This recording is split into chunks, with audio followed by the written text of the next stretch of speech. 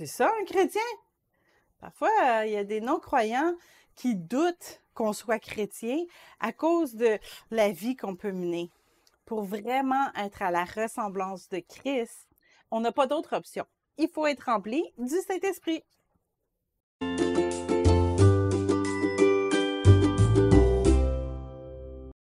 En général, dans nos églises, on ne parle pas beaucoup du Saint-Esprit, sauf dans les églises de confession comme pentecôtistes ou charismatiques, où la manifestation des dons peut parfois être débordante d'émotions.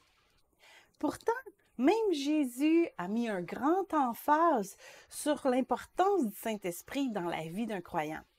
Cependant, je vous dis la vérité, il vous est avantageux que je m'en aille, car si je ne m'en vais pas, le Consolateur ne viendra pas vers vous. Mais si je m'en vais, je vous l'enverrai. Quand le Consolateur sera venu, l'Esprit de vérité, il vous conduira dans toute la vérité, car il ne parlera pas de lui-même, mais il dira tout ce qu'il aura entendu et il vous annoncera les choses à venir. Jean 16, 7 et 13. Le Saint-Esprit, c'est la troisième personne de la Trinité. C'est pas une colombe ou une flamme de feu. C'est vraiment une personne. Et cette personne-là, elle est prête à nous accompagner, elle veut nous enseigner et nous convaincre de quelle voie emprunter, comme on le voit dans Jean 16, 8. Quand on reconnaît notre état perdu et qu'on se repent de notre vie passée, puis qu'on accepte que Christ devienne notre Seigneur et notre Sauveur, bien, Jésus nous envoie le Saint-Esprit. On peut ignorer sa présence à sa grande tristesse, comme le dit Éphésiens 4:30, ou on peut laisser le Saint-Esprit prendre toute sa place dans notre vie et être rempli par sa présence. Mais comment faire pour savoir si on est rempli de la présence du Saint-Esprit? Bon, bien sûr, il peut y avoir la manifestation des langues, comme on lit dans 1 Corinthiens 14:5, mais le Saint-Esprit fait bien plus que ça dans la vie d'un croyant dévoué au Seigneur.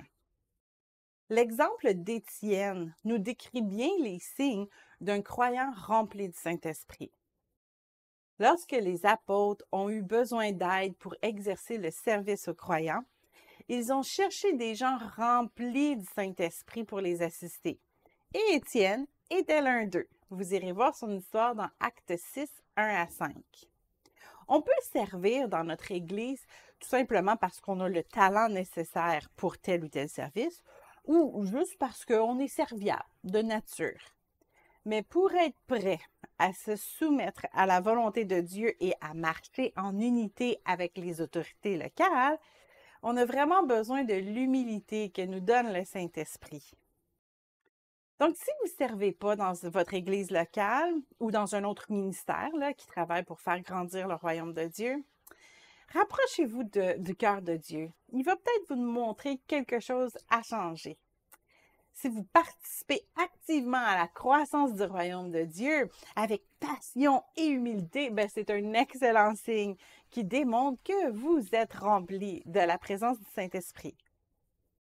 À une autre occasion, Étienne a dû répondre à des questions difficiles de plusieurs hommes religieux. Et devant ces réponses, ces derniers ne pouvaient résister à sa sagesse et à l'esprit par lequel il parlait. Acte 6:10. C'est aussi après avoir été rempli de l'Esprit de Dieu que Salomon a pu démontrer une sagesse hors du commun. Cette troisième personne de la Trinité connaît tout et a beaucoup d'expérience que nous, on n'a pas dans la vie. Lorsqu'on prend le temps de l'écouter, on prend des bonnes décisions qui nous évitent beaucoup de problèmes. Donc, si les paroles qui sortent de notre bouche ne sont pas édifiantes ou même sont comme négatives, il faut se rapprocher du cœur de Dieu. Peut-être que le Saint-Esprit a besoin de changer quelque chose en nous. Lorsque notre langage apporte la vie, lorsqu'on prend des décisions basées sur ce que la parole de Dieu nous dit de faire, c'est un excellent signe qui démontre qu'on est rempli de la présence du Saint-Esprit. Les contemporains d'Étienne pouvait pas ignorer la paix et l'amour qui se dégageaient du cœur de Étienne. L'Esprit de Dieu en lui rendait même les traits de son visage doux, comme le dit Actes 6,15. La conséquence d'avoir une vie remplie du Saint-Esprit, le fruit de sa présence est décrit dans Galates 5, 22-23. Mais le fruit de l'Esprit, c'est l'amour, la joie, la paix, la patience, la bonté, la bénignité, la fidélité, la douceur, la tempérance. La loi n'est pas contre ces choses.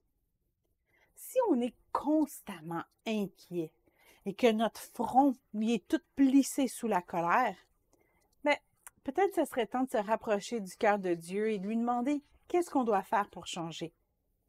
Quand notre regard doux amène les gens que nous croisons à sourire, quand notre entourage retrouve la paix juste en nous rencontrant, c'est un excellent signe qui démontre qu'on est rempli de la présence du Saint-Esprit. Être rempli de la présence du Saint-Esprit, c'est pas seulement bon pour l'avancement du royaume de Dieu, mais ça nous rend aussi beaucoup plus supportables, beaucoup plus agréables à côtoyer et donc beaucoup plus attirants.